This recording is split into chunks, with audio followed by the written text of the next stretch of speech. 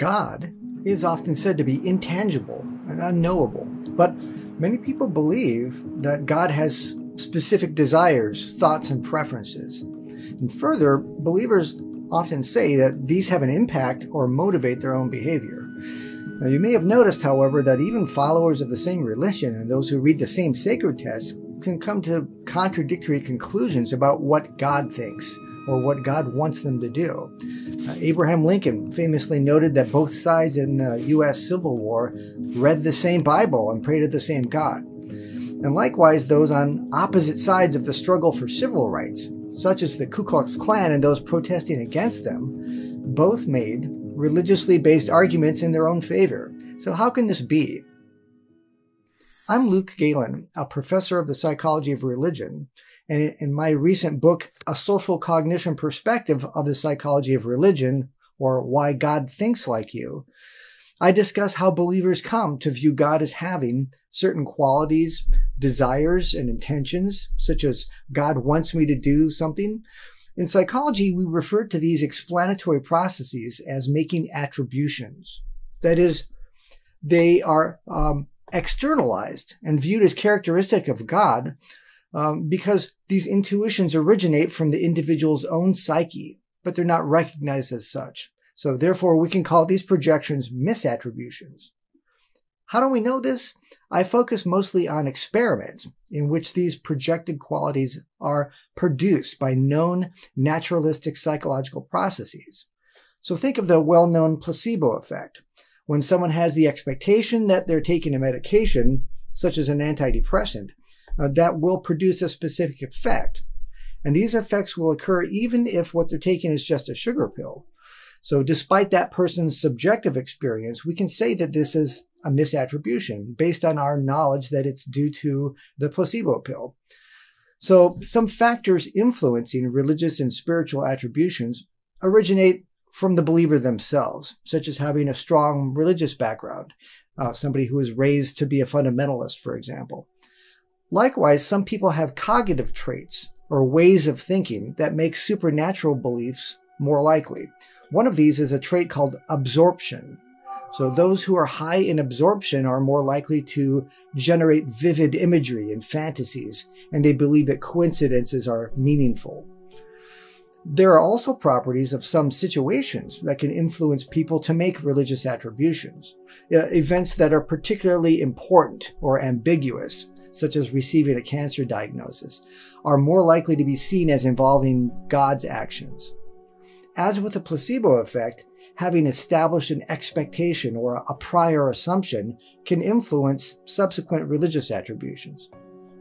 One property of the human mind that makes this more likely is that we often lack conscious awareness of the origins of our own intuitions.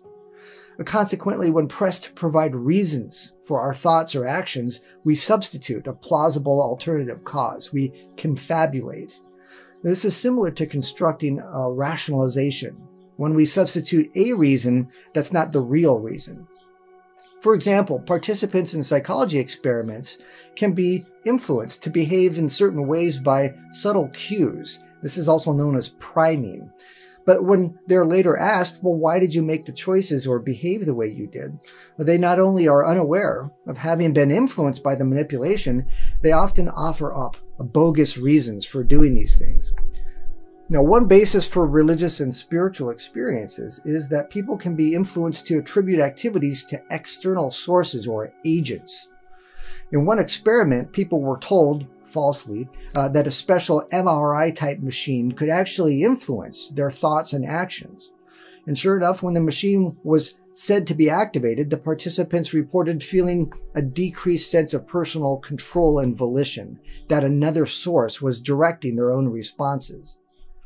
A similar process occurs when religious believers attribute the influence of external agency in things like spirit possession, or tongue speaking, or interactive prayer. These all result from a combination of their talent and training, those with highly absorptive personalities, with expectational prior beliefs, and who have practice in taking in the social cues those are more likely to report having those experiences. So just as a stage hypnotist can find suitable candidates who respond to suggestions or can go with the flow, believers in a strongly suggestive social context adapt their own experience of reality to that of the group. So classic experiments on group conformity show that people not only externally conform, going along to get along with others, but that the strong group norms can actually change their internal perceptions of reality. This is because even false beliefs are consensually validated by others, and that we all agree that an experience is valid can solidify that belief. So religious attributions also follow a principle of self-God parallelism. Believers believe that God has similar traits and interests and desires to themselves. So those describing themselves as nurturing, for example, describe God as being more generous, as opposed to people who describe themselves as being somewhat critical. They describe God as being more punitive.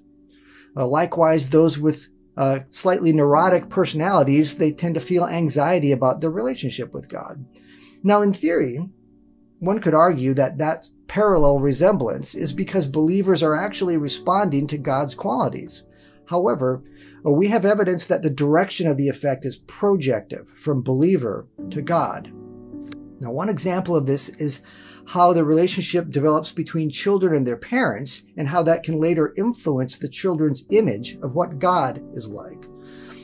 Mothers, for example, who use authoritarian parenting practices like corporal punishment, tend to have children who view God as being more punishing. Even on an anthropological level, cultures whose normative parenting practices are nurturing tend to have deities that are seen as more benevolent, whereas cultures whose parenting practices feature authoritarian practices tend to believe their deities are more malevolent. But correlation is not causation. How do we know that parallelism is a result of believers' internal qualities projected externally? We can observe these misattributions being created in what are called compensatory effects. When individuals' own psychological needs are not met, this increases the likelihood that attributions will be created that God could be seen as meeting those needs. So referring back to parental attachment, longitudinal studies conducted over time show that those who have an anxious attachment to their parents at an earlier point in time will later be more likely to have an emotional conversion experience in which they produce a more loving and available God figure. Similarly, in a smaller scale, in a laboratory setting, when people are experimentally influenced to feel lonely or isolated, this produces a greater belief in agents like God or ghosts. On a broader sociocultural level, we can observe that difficult living conditions lead to increased belief in God as a way to reduce existential insecurity.